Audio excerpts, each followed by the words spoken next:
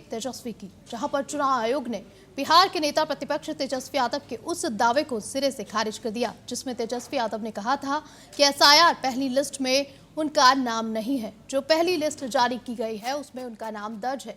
आयोग से जुड़े सूत्रों के मुताबिक तेजस्वी यादव ने जो एपिक नंबर साझा किया है वो सही नहीं है। आयोग के आंकड़ों के अनुसार ये एपिक नंबर ही अमान्य है। चुनाव आयोग से जुड़े सूत्रों का कहना है कि हो सकता है तेजस्वी यादव के पास 2 वोटर कार्ड हों। हालांकि अब इस पूरे मामले की जांच की जा रही है। इस दौरान अगर तेजस्वी यादव के बाद फर्जी कार्ड मिला तो उनके खिलाफ कानूनी कार्रवाई की जा सकती है। तेजस्वी यादव के दावे को लेकर पटना के डीएम ने भी एक बयान जारी किया है। ये जो हम लोगों को जो सूची जो उपलब्ध कराई गई है, ये आप समझिए, ये विधानसभा वाइज सूची जो है हम लोगों को उपलब्ध कराया गया और विधानसभा वाइज यानी हर एक विधानसभा से 20 से 25 से 30 हजार वोटर्स का नाम जो है काटा गया है, यानी तकरीबन 8.5%।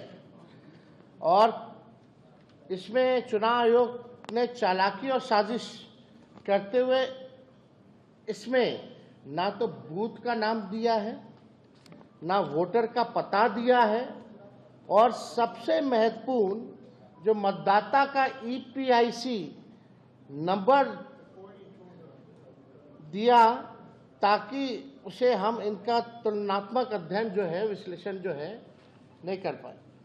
यानी चुनाव आयोग की चालाकी है, कहीं वोटर का नाम मतलब जो वोटर का पता नहीं है, बूथ का नाम नंबर नहीं है और ईपीआईसी नंबर जो है वो नहीं है, ताकि हम जो है पता कर सके कि कौन लोग हैं जिनका नाम कटा, यानी चोर के दाढ़ी में तिनका, यानी छुपाया जा रहा है। वहीं ज्यादा जानकारी के साथ हमारे साथ जुड़े हैं सोहन सिंह। सोहन, तेजस्वी यादव द्वारा दावा किया गया कि उनका नाम पहली वोटर लिस्ट में नहीं था, जबकि चुनाव आयोग ने इसे सीधे से खारिज कर दिया है। तो क्या जानबूझकर जनता को गुमराह करने की कोशिश की गई है यहाँ पर? देखिए शालिनी, इसके पीछे की वजहें क्या हैं ये तेजस्वी यादव ही बेहतर जानते होंगे। मैं आपको बता दूं कि तेजस्वी यादव शनिवार को चुनाव आयोग पर बड़ा आरोप लगाते हैं। वो ये कहते हैं कि जो एसआईआर की प्रक्रिया हुई है उसके बाद उनका नाम जो मसौदा लिस्ट सामने आई थी उसमें से काट दिया गया है। उन्होंने कहा था कि मेरा नाम जो वोटर लिस्ट है उसमें है ही नहीं, मैं चुनाव आखिर कैसे लड़ूंगा, ये सवाल उनकी ओर से उठाया गया था। और तेजस्वी यादव ने बाकायदा ऐप को दिखाया था और उन्होंने कहा था कि जब वो अपना ईपीआईसी यानी कि एपिक नंबर सर्च कर रहे हैं तो उनका जो नाम है वो वोटर लिस्ट में शो ही नहीं हो रहा है। हालांकि उसके बाद निर्वाचन आयोग की ओर से तुरंत इस तेजस्वी के दावे को खारिज कर दिया जाता है। चुनाव आयोग साफ तौर पर यह कहता है कि उनका नाम यानी कि तेजस्वी यादव का नाम मतदाता लिस्ट जैसे कि आपने बताया सोहन, आयोग के अनुसार तेजस्वी यादव द्वारा किया गया वोटर नंबर अमान्य है। तो क्या ये तकनीकी गलती है या फिर ये जानबूझकर चूक हुई है? देखिए, चुनाव आयोग साफ तौर पर यह कह रहा है कि उनका नाम वोटर लिस्ट में है।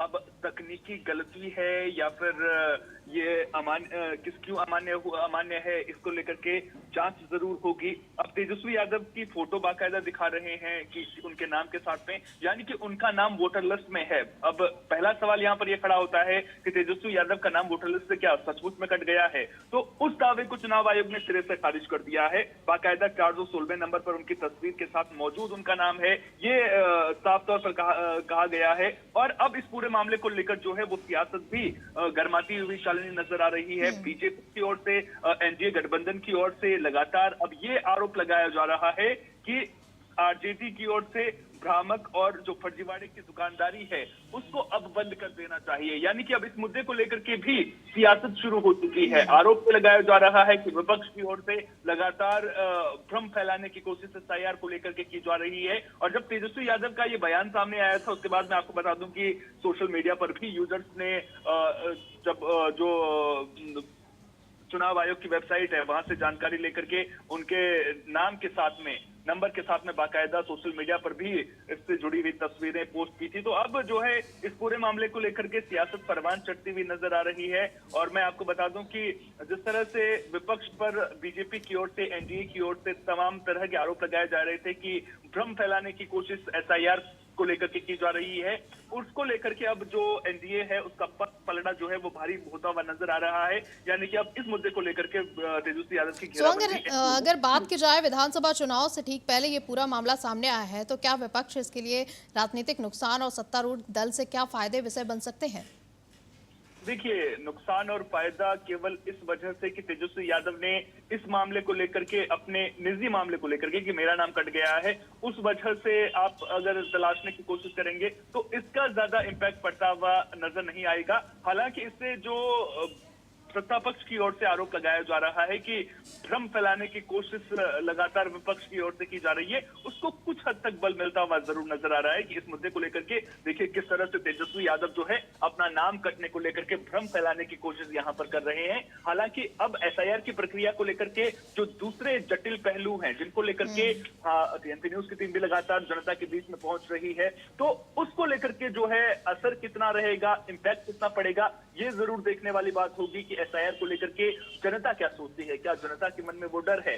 जब हम लोगों के बीच में जाते हैं, लोगों से बातचीत करते हैं, उनसे पूछते हैं, तो जो पहला रिएक्शन जनता का सामने आता है, जिन लोगों को पता नहीं है कि एसआईआर की प्रक्रिया के बाद क्या होगा, वो भी ये कहते हुए नजर आते हैं कि एसआईआर अब पता नहीं ये सही है या गलत है, लेकिन जो हो रहा है। भाई सुहान, अगर बात की जाए बीजेपी और जेडीयू की, तो इस विवाद को लेकर क्या कहा है उन्होंने? क्या ये इसे राजनीतिक हथियार की तरह इस्तेमाल कर रहे हैं? मुख्यमंत्री सम्राट चौधरी ने इस पूरे मामले को लेकर के जो तेजस्वी यादव ने पोस्ट किया था, जिस तरह से चुनाव आयोग पर आरोप लगाए थे, उसको लेकर के अब सम्राट चौधरी की ओर से सोशल मीडिया पर मतदाता सूची में उनका नाम दिखाते हुए तस्वीर भी पोस्ट की गई है। वो ये लिख रहे हैं कि तेजस्वी जी, आपकी योग्यता पर मुझे ही नहीं, आपके परिवार और पूरे बिहार को भी शंका है। यानी कि अब योग्यता को लेकर के, नियत को लेकर के भी अब सवाल उठने लग गए हैं। ये भी उन्होंने कहा है कि आपके लिए आपका नाम जो मतदाता ड्राफ्ट है उसमें खोजना बहुत मुश्किल लग रहा होगा, लेकिन मैं आपको बता दूं कि आपका नाम जो है वो 416 नंबर पर सम्मान पिताजी के नाम के साथ में दर्ज है। और चलिए सुहान, नजर बना के रखिए। बहुत बहुत शुक्रिया अधिक जानकारी के लिए और हमारे साथ जुड़ने के लिए।